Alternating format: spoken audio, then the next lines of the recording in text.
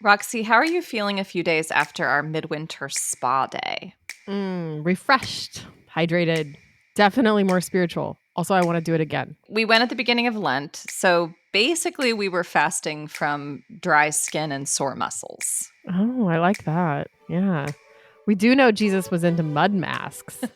So, Like the time he rubbed mud and spit. mud masks and spit. Yeah. Yes, they did not offer that at the spa we went to. But I can see it now. The Messiah mud mask, only $300 plus a free consultation.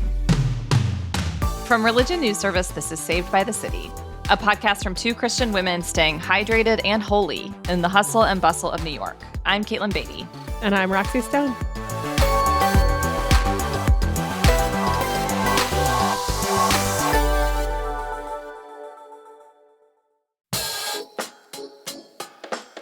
For real, I do want to go back soon. And I love a sauna. I love a steam room. Yes. I even, could get into the cold water plunge for a very short period of time. It was great. I did love the plunge. I mean, love, hate it. Yeah, exactly. One of the friends we were with said that withstanding extreme heat and cold makes you more resilient, like mentally. Did you feel that now? Well, I did just have to do a shot of espresso, 4 p.m. So I don't know how much stronger I feel mentally or more resilient. I suppose like so many wellness tips, though, it's really about whether you believe it's true. Mm-hmm. If you believe it will work, then it will work. Yeah, wellness is definitely more in the faith realm than the science realm. Mm-hmm. A lot of things marketed to us as taking care of ourselves aren't actually scientifically proven to work. That doesn't keep millions of Americans from seeking their salvation to the tune of $4.4 trillion.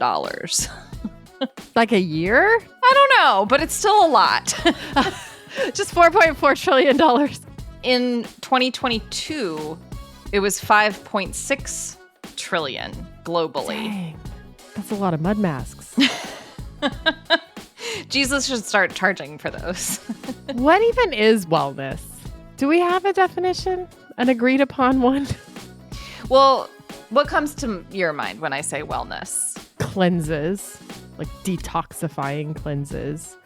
Yoga or Pilates. Yoga with goats, baby goats. That's a new one. Pills with different vitamins that I've never heard of before, or essential oils. That was big for a while. There's a whole Christian wellness. We're not really focusing on today, but it's a whole other separate but related thing. Right. Like salt from the Dead Sea or something. Yeah. My understanding is wellness is all of those things that you just mentioned. It is so intentionally broad, which is why it's so lucrative. But basically, it's the pursuit of well-being outside of medicine. So everything from exercise to food regimens, soaks and serums, things you put on your face, different kinds of retreats, laughing retreats, screaming retreats, sex retreats. Oh. Yeah. Wow. It does feel like what all of these wellness products have in common is that they're products, as in they're for sale and somebody's profiting on them, which always I never know the efficacy of any of these things. There's always that the FDA has not actually approved these statements at the bottom of all of these products, but they're all targeted at women, or really primarily targeted at women. Yes.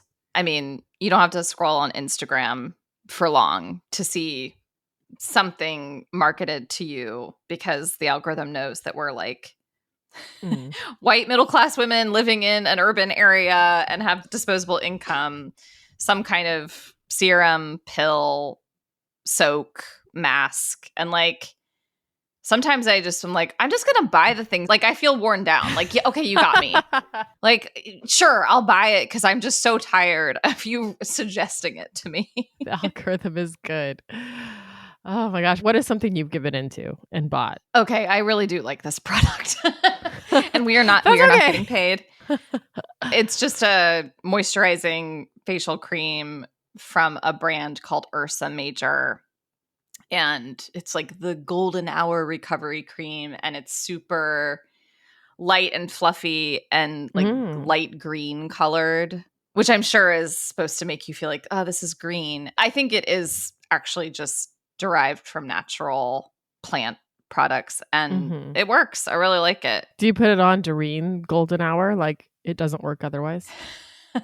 Well, yeah, as with a lot of wellness products, there seems to be an attachment to like astrological cycles. No, I put it on at 11 o'clock most nights. But what's the most wellnessy thing that you have done besides go to the spa? Well, for a milestone birthday not too long ago, I went to Tulum. And Tulum, Mexico is like the epicenter of a lot of wellness stuff and has been for a long, long time. But in addition to drinking Negronis, which was not part of the wellness, sobriety is often part of wellness, but mezcal Negronis, to be specific.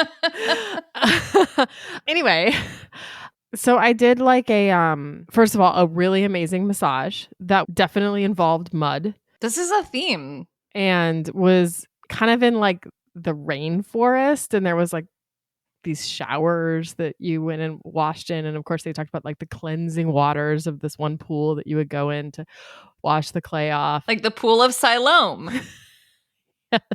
Just like that. And I don't think she spit on me before she put the clay on, but I don't know. Just a little droplet.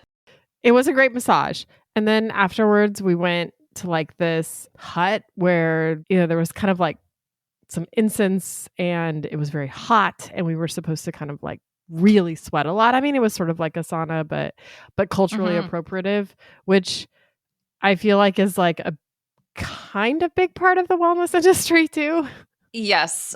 I mean, this has been going on in like alternative religious spaces in the West for a very long time. The fetishization of Eastern religion and practices. And indigenous. Yeah. Like we can just kind of pull from all these different historically and geographically rooted traditions if it works for us.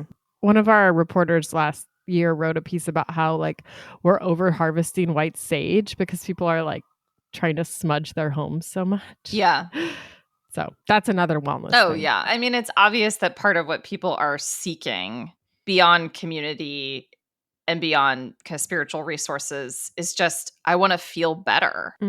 I feel burnt out. I feel exhausted in my body. I have too much going on.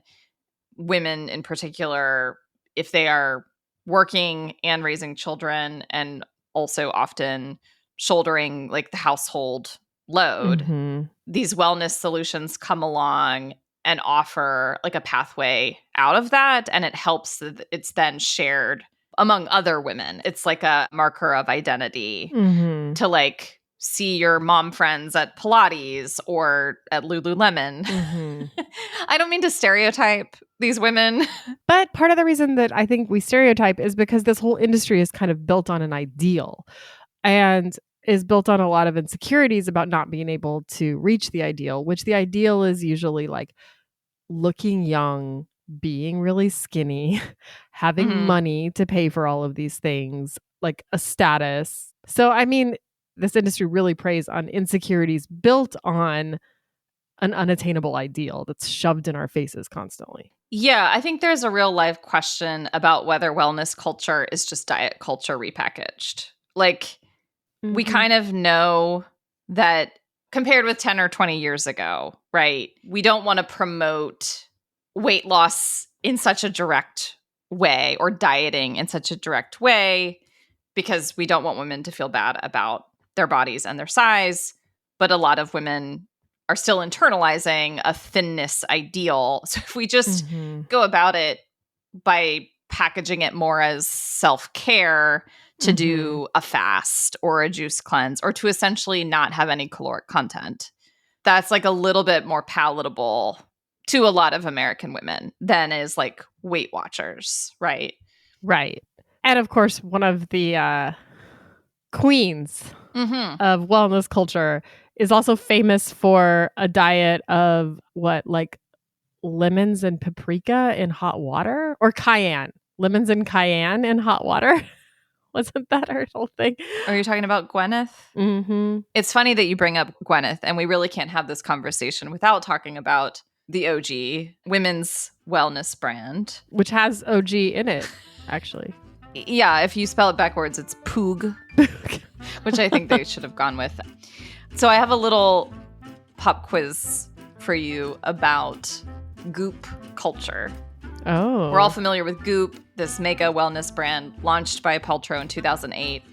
The name comes from her initials. Oh, wow. But apparently also an executive once told her that the most successful internet companies have double O's in their name. And the only two I could think of was Google and Facebook. I couldn't think of any others. Well, that's two. Apple has two P's. You're right, Roxy. Which are like O's with tails. Yes. Yes. So there's something there. Maybe because they look like boobs. Oh. Which also has double O's. I always thought Goop was just sort of like the products are all kind of goopy. That is not an entirely wrong assumption.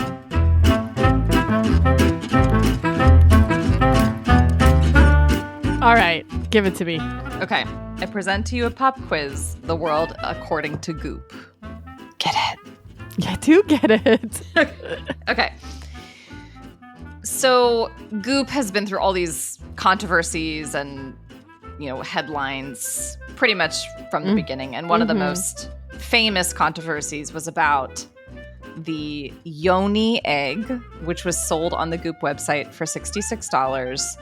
Goop was fined $145,000 in 2018 for essentially false advertising. What does the Yoni egg purport to do? What is the Yoni egg? Is this the one that you stick somewhere? I think we all know what you're talking about at this point.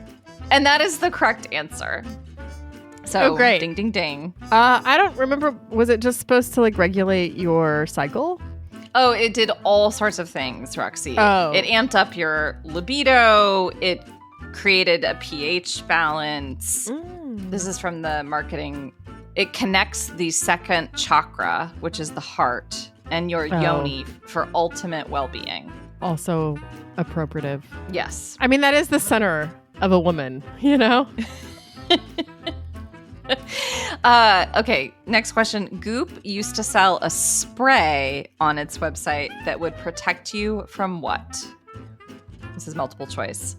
1, toxic workplaces. 2, vampires. Or 3, debt. Wow. I have no idea. Any of those could be plausible. Toxic workplaces. The answer is vampires. Oh, darn. And they didn't get sued over false advertising on that one?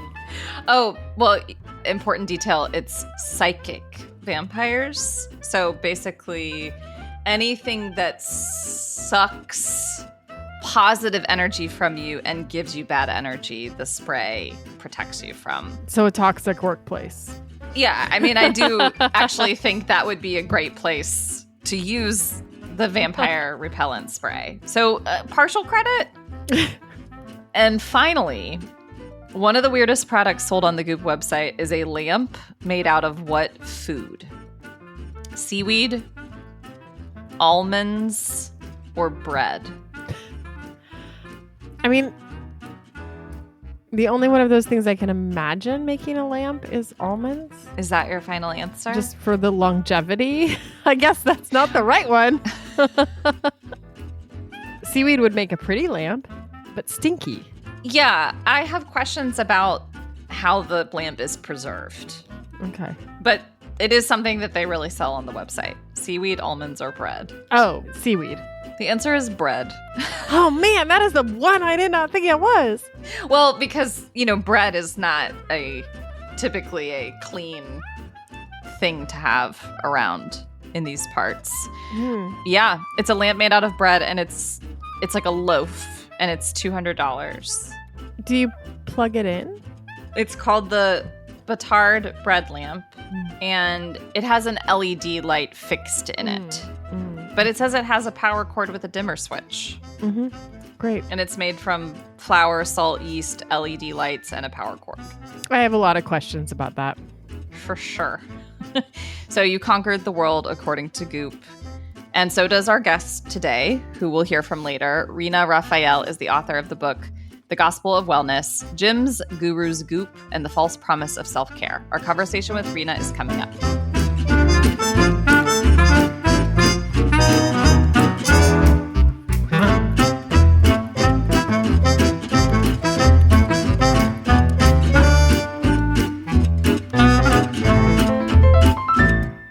I have noticed lately that it seems like more Christian communities are getting into the wellness craze. In particular, Lent seems to be a real moment to meld wellness culture and Christian tradition and spirituality.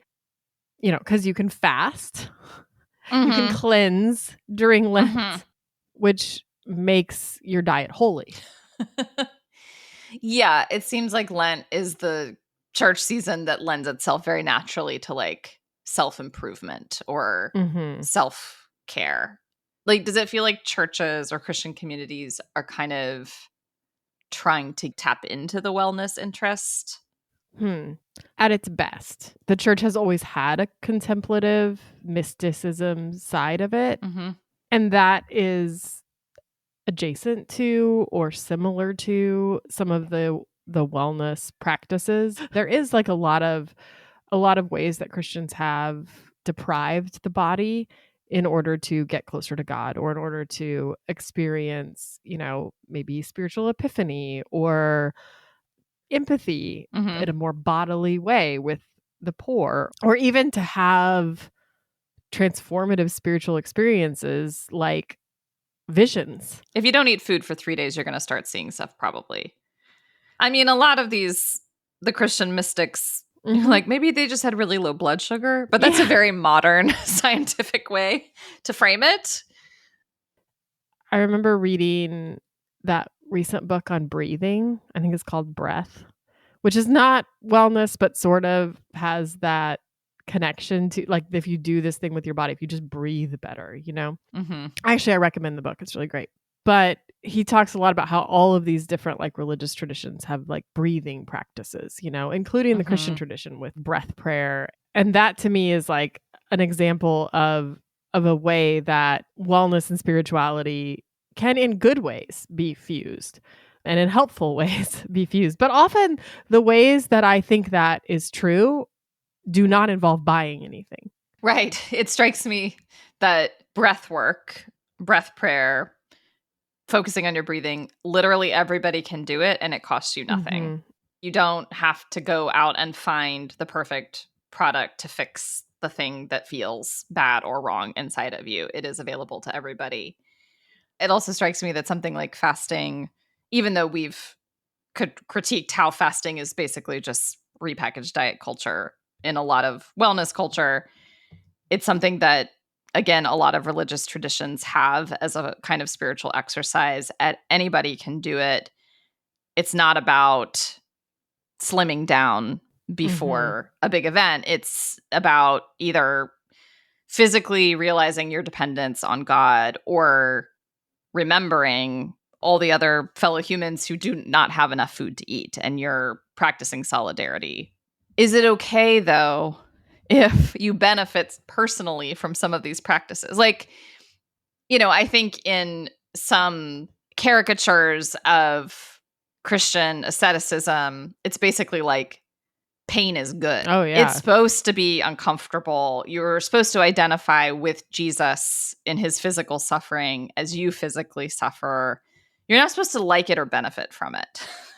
Yeah. So should we recapture some of that? Or is it okay to be like, actually, when I fast, you know, I have greater mental clarity and I can fit in that dress before the big event? What a modern thing to say. Yeah, I think it is.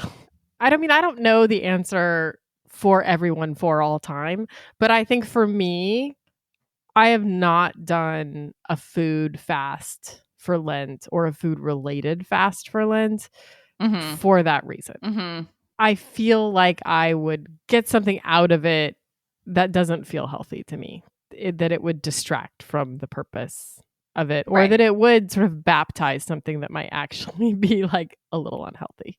I mean, some of the Lent practices that you see recommended now are not even trying to be about self-denial. They're basically like, if Lent is a time to practice gratitude, or Lent is a time to reach out to your friends more often. Like, they're positive steps, basically something you want to change in your life and create to be a habit. They're additive often instead of subtractive. And I don't think that that's wrong. I just don't think that is the original spirit of Lent. In addition to the spiritual practices being related to God and to other people and how we see other people, or our solidarity with other people, it's also like these are meant to be practiced with other people. One of my favorite things that Rina talks about in our conversation and also in her book is actually that organized religion has been offering wellness in a holistic way to people for a very, very long time, and does it better, essentially. Like, they've had a lot of practice. Yes. And she emphasizes, that a big part of wellness is actually rooted in being in community. That so much of what the hole it's trying to fill in some ways is how isolated we all feel and unsupported. And if we weren't all burned out and exhausted from our jobs and, worried about our health insurance and living far away from family and community because of said job, like, we wouldn't need all of the wellness industry to be filling all of this. I think we've talked about this a little bit before on the podcast, but one of the things that I really loved about beginning to attend like a higher church tradition was the incense, which feels very wellness world too. But I do think there's something so embodied about the church experience, in particular the kinds of churches that have those kind of sensory aspects to them that are actually emphasized. And I do feel better after I go to church in the way that I feel like wellness promises. Like, I feel connected to community. I feel connected to like a higher power, to God. I feel like I've breathed deeply. I've maybe smelled some incense. I've sung songs, which is like another, sort of another restorative activity. So I feel like if you go to church every week, there's a lot built in that offers that kind of embodied, ritualistic, rejuvenating, moisturizing, definitely moisturizing, anti-aging. What is in that communion bread, Community and embodied ritual that has been found in traditional religion is one of the reasons that our guest today, Rina Raphael, found herself returning to synagogue after her father's death and after several years away. We'll talk to her about that and more, but first we need to give a shout out to our sponsor. Religion News Service is an independent, award-winning source of global reporting on religion, spirituality, culture, and ethics. From ash cleansers to the zodiac, RNS has contemporary spirituality covered A to Z. If you love what we're doing here at Saved by the City, be sure to leave us a rating or a review. It goes a long way toward helping get the word out about the show. This week, we wanted to especially thank one of our listeners from across the pond who shared some SBTC love with us. Katie wrote, "Many thanks for the podcast. I've been listening since 2021, all the way from Blighty. I appreciate how you balance intelligent critique and insight into all things Christendom with a bit of humor along the way." Katie also took the time to suggest some great future guest and topic ideas. And since we're just starting season 7, we're eager to hear your ideas as well. So basically, everybody, be like Katie and do leave us a rating or a review or send us an email. You can send that email to sbtcpodcast@religionnews.com. We'd love to hear from you.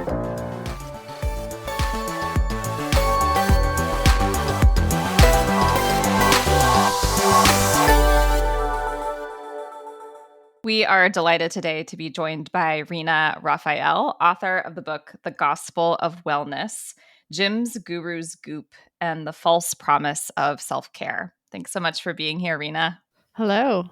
Excited to be here. So we'll be talking about wellness today, and wellness is a very broad term, as you note in your book. It's basically the pursuit of well-being beyond traditional medicine, and that's very broad. And you say that that's kind of the point, to have such a broad definition. So what are we talking about when we're talking about today's wellness industry? Yeah, I've been a wellness industry reporter for the last 8 years, and I think it's really telling that the number one question that I'm asked is, so what is wellness? Everyone is so confused by it because we're really talking about over a dozen subsectors: nutrition, fitness, sleep, stress management, and the categories keep expanding.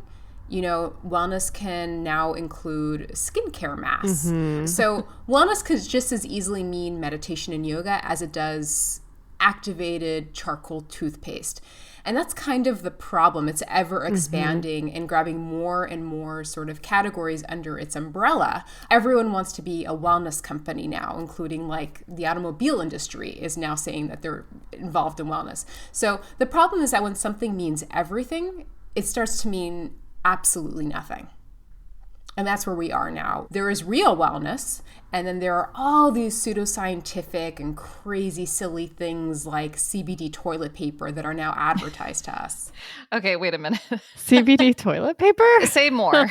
Maybe we should just talk about that today. I have never tried it, but I mean, I think a lot of manufacturers understand now that as long as they put certain buzzy keywords, anything involving CBD or CMOS, or even sort of, you know, health-inducing terms like GMO-free, organic, these are things that people are willing to spend more for. Now, whether or not these things are actually have any research behind them, whether they actually work, that doesn't really matter. There's no one sort of overseeing any of this stuff.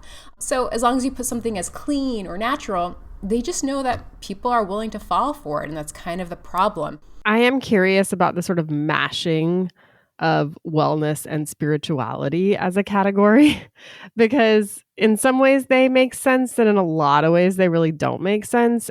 Can you talk a little bit about like how you saw that happen and in what ways maybe you think that's great and in what ways you think that's really uncomfortable pairing? Yeah, health for certain people is kind of acting a bit like deconstructed religion. And so it's kind of tongue-in-cheek. I'm not being literal here. I'm not saying that people are actively sort of, you know, shunning their organized religion for wellness. But I do make the case that health has emerged as a regulatory framework, much like religion, telling people how to live. So it's providing them with identity, community, meaning, purpose, guidance. And so there is the aspect of just people pursuing health as its own noble pursuit, and I give examples of that. And then there's something else, which is sort of new alt spirituality. And these are the people who are suddenly turning to astrology or manifestation or clutching their crystals. What you find in the United States, which is a very religious country, is that people might be shunning organized religion, but that doesn't necessarily mean that they're not spiritual. In fact, 9 out of 10 Americans consider themselves spiritual. So in that vacuum, something is going to take that void. And these alternatives come in, and I explain why they're not perfect alternatives for multiple reasons. They can be very, very problematic. But yes, if you go into any yoga studio or, I'm in LA, which is ground zero for wellness, suddenly everyone's talking about their manifestation coach or like what the stars have aligned for them. They're actually making business decisions and family planning decisions around these things. And it sounds a lot like organized religion. It's providing direction. Yeah, exactly. Going back a little bit, you were in New York City, had a bustling career here. You write about the fact that it was, very exciting, but it included just so much stress and exhaustion, and you just found yourself burnt out, and then you turned to some wellness solutions. And so what were things that helped you in that time, and what were they offering to you in this place of burnout? Yeah, well, I'll just give one example. it was like herding cats to get my friends together. Mm-hmm. Nobody had time to see each other. Everyone was working in these high-paced jobs, and by the time they were finished with work, everyone just wanted to go home and veg out in front of Netflix and order in Thai food. Sounds familiar. And, I grew up Orthodox Jewish, and I missed what my family had, which is that my parents very rarely made plans with friends. They would go to synagogue every week, and everyone would just be there. Sure, they invited people over for lunch and dinner, but it was a really contained community. We all lived within, I'd say, about a 1.5 mile radius because we had to walk to synagogue. Everyone was close by. That was not what I experienced in Manhattan. And it's not that I didn't have friends, it's just that no one had time to be there for one another. And what did gyms do? All these boutique fitness gyms, they advertise how they were, quote unquote, your tribe, your community, your family. There was a lot of ways that, and especially you look at a place like SoulCycle or other institutions that actually really kind of model themselves after religious institutions. And that was really, really appealing to me. But as I explain in the book, it's really not equivalent because if you lose your job, good luck going to your SoulCycle and saying, hey, but you're my family. I can still come, right? You probably won't be able to go to SoulCycle anymore if you lose your job. But not even that. When I was a reporter at Fast Company magazine, I wrote about this new gym that was opening in Soho, and it was just for pregnant women. And when I interviewed the women about why they were going to a gym just for pregnant women, they all told me the same thing. Oh, I loved my gym. That was my family. I went there for years. But as soon as they saw the bump, they kicked me out. Wow. The idea that you're centering your entire community around physical fitness, people get sick. People break a leg. I mean, this is where it's not really a perfect community outlet. You note that 2/3 of U.S. women devote, this is crazy, half of their wardrobe to leisure wear. I imagine the pandemic had something to do with that. But why do you think wellness is so alluring to women in particular? First of all, it's helpful sometimes to distinguish what women are attracted to. So, it's not like if you say you're attracted to wellness, you're interested in everything, right? Because it could just as easily mean, a fitness tracker as it does a yoga class. We are seeing a widespread adoption of women, and that's because there are certain trends that all converge when you're talking about the wellness industry. So this idea that women are looking for community, they're looking for social support. They can find that in boutique fitness gyms. This idea that a lot of wellness is mainly conflated with thinness. So that is another trend that you're seeing a lot with a lot of these things that are sort of like, clean diets or, even in the fitness industry, it's really about getting thin more than it is about necessarily health. You see that with beauty as well. If you're talking about spirituality, in general, women are more spiritual than men. That is usually across the board. And the reason sort of things like astrology or manifestation appeal to women is because they're kind of deregulated. There is no one person in charge, and it's not marred by any controversies. They can't necessarily point to a leader overall who's done something wrong. They feel like it's more equitable. They feel like it's more democratic in a weird way. But also that if you were to believe the stats, women are more stressed than men. Oftentimes, what you're talking about, women who are most interested in this category, they are women who are of an, I would say, high income status. And a lot of them are taking care of the kids at home, and they have a full-time job. They have the double shift. They don't have a community outlet. They don't have, let's say, a community resource to depend on. They are not sleeping. They don't feel like they're eating well. They are, like many of us, feel just overwhelmed by the news, the politics, keeping up with life. And here comes an industry that does one thing very well: dangle solutions. You're not sleeping, put on this tracker. Feel like you don't have enough energy, take this supplement. Not seeing friends, join this fitness studio. Any single issue that you have, it's come up with a solution. Whether or not it works is a whole separate other thing. But it sort of gives this glimmer of hope to people that they can reach salvation if they follow these certain steps. Very rarely are you asked to look at the reasons why you're so stressed or lonely or unhappy. Maybe you just need a different product. So it just seems like such a self-perpetuating cycle that would keep women essentially consuming more, seeking to fix something that's actually a systemic problem, not a problem that can be fixed in like a consumer choice. Yeah, it's kind of funny because a lot of people who are interested in wellness like to put down the medical industry, and they'll say things like, oh, the medical industry never looks at the root causes. And they're kind of doing the same thing with wellness. It's kind of just treating the symptoms as if the reason that you're so stressed is because you didn't do enough yoga or you didn't buy enough CBD creams. I mean, it's just absolutely ridiculous. And I mean, this is how workplace wellness programs work. They're constantly trying to sell you on some meditation program or yoga after work, but very rarely offering time off or less of a workload. And that's what I think is real self-care, or policies and systemic solutions, not another skincare mask. It's almost offensive to women. I would almost use the term gaslighting of what this industry tells them that they need to do to be well. And I think one thing that the pandemic did is that it made a lot of people realize, like, hey, maybe I don't need to go on a Sephora shopping spree. Maybe I just need to sit down for 15 minutes with a cup of tea. Yeah, or maybe I just need to go to bed at 11 and sleep until 7. I know that's complicated for a lot of people, but it seems like some of the solutions that are within our grasp and agency are just kind of good old fashioned, boring, like health tips. Like if you get good sleep and you drink water and you eat relatively healthy, you will probably feel better. Yeah. And I mean, it's not easy for a lot of people, especially those who are short on time, but even something like having a very hard conversation with your partner about helping with the kids more. I mean, this idea of that everything needs to be treated with just more products and more classes and more retreats is just quite ridiculous. Well, and it does feel like a privilege.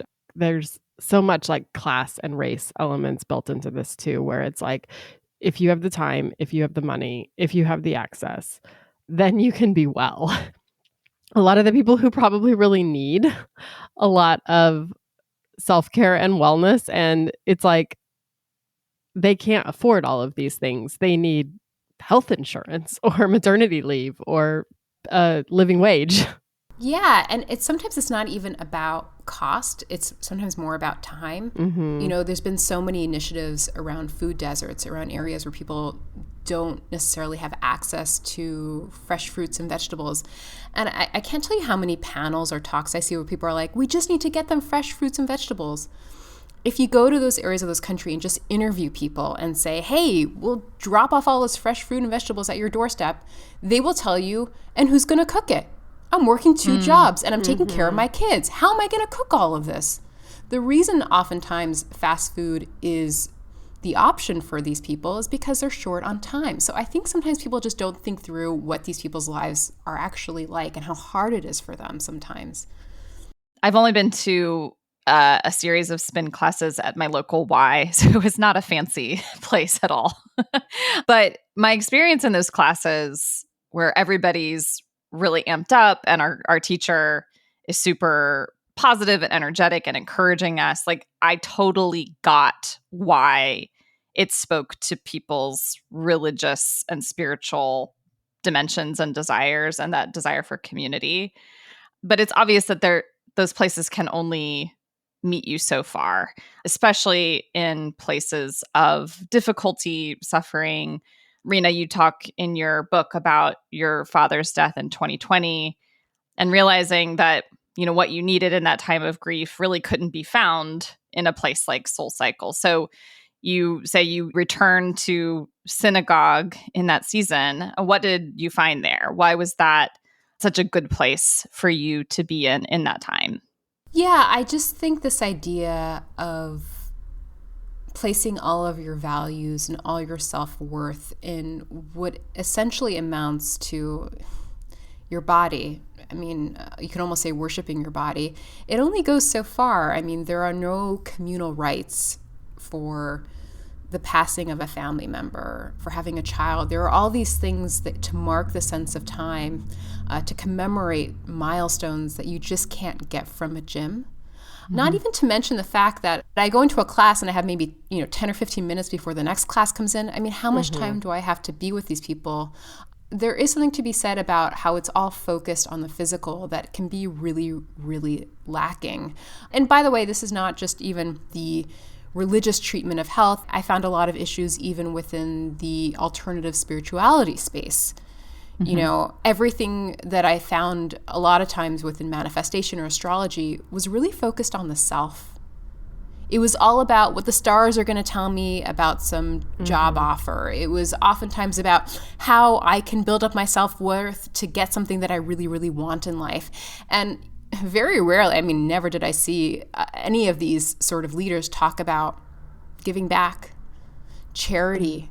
It was so self-focused. And unfortunately, I think that's what's only adding to the loneliness epidemic. When everything is centered around me, myself, and my credit card, it kind of leads you back to loneliness. And it's so funny because one of the biggest pillars of wellness is social support, and it's one of the areas that I think has been traditionally quite ignored by this industry, probably because it's very hard to monetize. And so it just seems like everyone just keeps retreating further and further inward. And that was sort of my problem. And so when I went to synagogue and I recited the Kaddish, which is a prayer that you say for the dead, and you do it every day for a year with your community 3 times a day. That's really, really powerful. And this is what I mean by that, you know, and again, people are always like, you're such an advocate for organized religion. Is the Pope paying you? It's not that. It's that I think that organized religion has had centuries to perfect itself in a lot of ways that I think this industry hasn't. You know, you're at ground zero in Los Angeles, but a lot of the wellness industry isn't inherently American. How have people outside the United States responded to some of what you're reporting on? Yeah. So there are obviously trends that are worldwide now, like yoga. But the type of industry we have here that's sort of bursting with productivity pressures and products and pseudoscience, that is actually uniquely American. And, you know, I once went to a conference, a wellness conference, and I spoke to an Italian researcher, and I asked him, I was like, oh, what's wellness like in your country? And he just started laughing, and he was like, yeah, we don't use that word. We don't need it. We take like 2-hour lunches. We get like 6 to 8 weeks vacation. Our family all lives nearby. Like, we don't need wellness. You need wellness. So there are certain reasons why wellness is taken off in America. But also the fact, you know, my book also came out in the UK, and it's interesting seeing the response there versus in the US, because UK audiences read my book and they're like, people are actually buying and doing this stuff. Like, they kind of laugh it off. They don't believe it. And they are in America doing this stuff. And that's partially because we're a more optimistic nation. We were built on optimism and hard work. It's those 2 traits, right?